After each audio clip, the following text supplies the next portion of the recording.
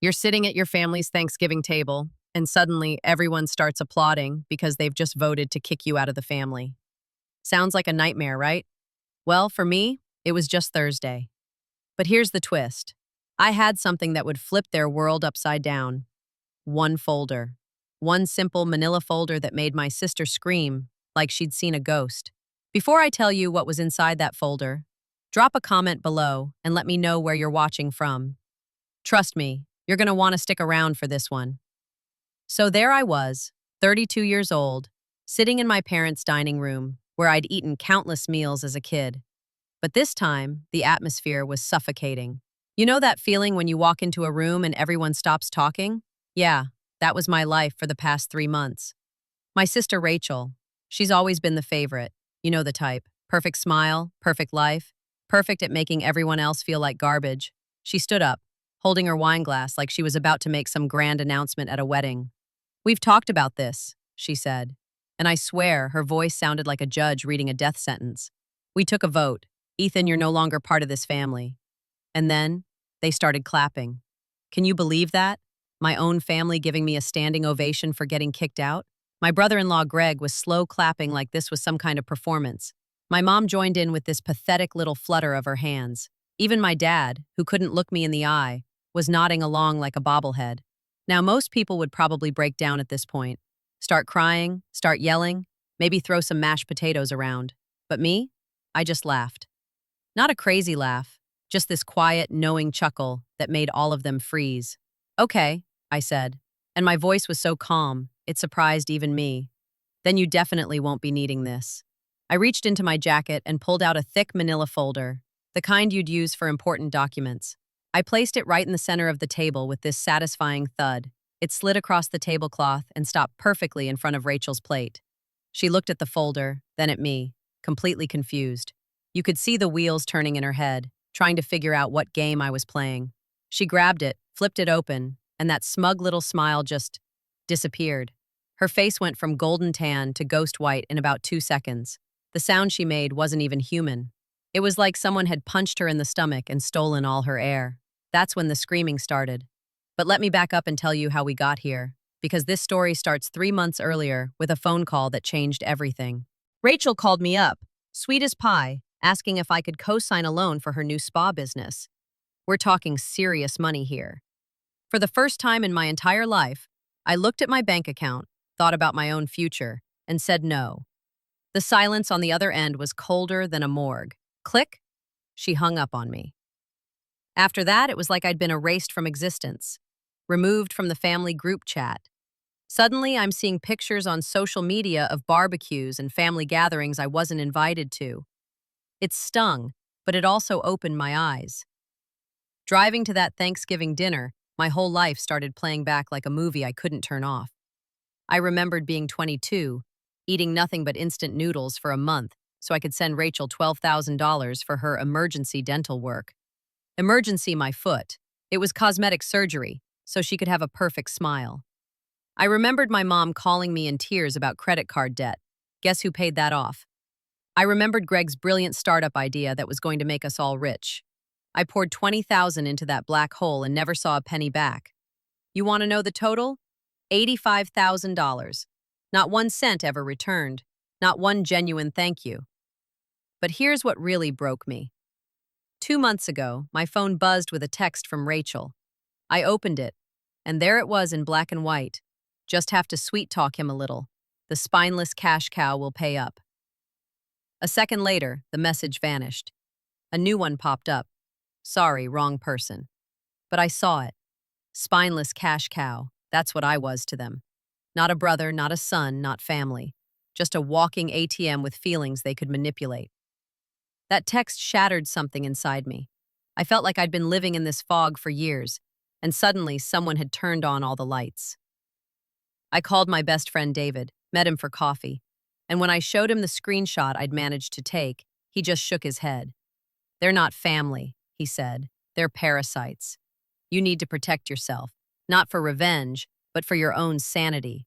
Document everything." So that's exactly what I did. I went home, grabbed a shoebox, and started digging. Bank statements, credit card bills, emails, text messages. I wasn't planning some elaborate revenge at first. I just needed to see the truth laid out in front of me. The more I dug, the sicker I felt. But then I found something that made my blood run cold. I was going through credit card statements from a trip to Miami. Rachel had begged me to pay for her emergency business conference. The charge was almost double what she'd told me it would cost. Something felt off, so I called the hotel. The clerk was super helpful, going through the charges line by line. Room service, mini bar, and then he said something that made my world stop spinning. And then there's the spa package for the second guest, Miss Jess. Jess. I didn't know any Jess. Rachel had told me she was going alone, but apparently she'd brought a friend, on my dime, and treated her to a luxury spa day while I was working overtime to pay for it. I printed that statement and added it to the folder. When it was finally full, I felt this strange sense of calm wash over me. I knew I couldn't keep living like this. I made an appointment with a lawyer, just for a consultation. She looked through everything and told me exactly what I needed to do to untangle myself legally from their mess. "Evidence is your only shield," she said. Those words stuck with me. So there I was, sitting in my car outside my parents' house on Thanksgiving Day. The folder was on the passenger seat, and it felt like it weighed 1,000 pounds. I pulled out my phone and looked at my lock screen. It was a picture of me and my niece Mia, Rachel's 8-year-old daughter. We were at the zoo. She was on my shoulders, and we were both laughing like we didn't have a care in the world. She was the one pure thing in all of this chaos. The reason I'd put up with everything for so long. The reason I kept writing those checks. I knew that walking in there with that folder meant losing her forever, and that thought felt like a knife in my chest. But I had to do it. For me. For my sanity. For my future. I took a deep breath, turned off my phone, grabbed the folder, and walked to the front door. Back at the table, after Rachel's initial scream, the silence was deafening. Greg snatched the folder from her hands. "What is this? Some kind of joke?" he sneered. Then he looked at the first page, and his face changed completely. It was a simple spreadsheet. Date, recipient, amount. Meticulously organized. At the bottom, in bold red letters, was the total, $85,420. My dad, who had been staring at his turkey this whole time, finally looked up. His face was bright red. My mom went pale as a sheet. "This is a private family matter," she stammered. "It stopped being private when you started applauding," I said, and my voice was steady as a rock. I flipped to the next page. There it was, the screenshot of Rachel's text message, "Spineless cash cow." She just stared at it, opening and closing her mouth like a fish out of water. But I wasn't done. I pointed to the last document, the hotel bill from Miami. "I just have one question about this trip I paid for," I said, looking directly at Greg. "Who's Jess?" Greg's head snapped toward Rachel. The sneer was gone, replaced by this dark, dangerous confusion. "Yeah, Rachel," he growled. "Who the hell is Jess?"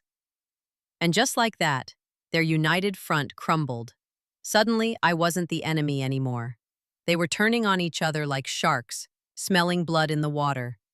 "You're making a scene," my mother pleaded. "You're ruining Thanksgiving." "I'm not ruining it, Mom," I said. And for the first time in my life, my voice was filled with a strength I didn't know I had.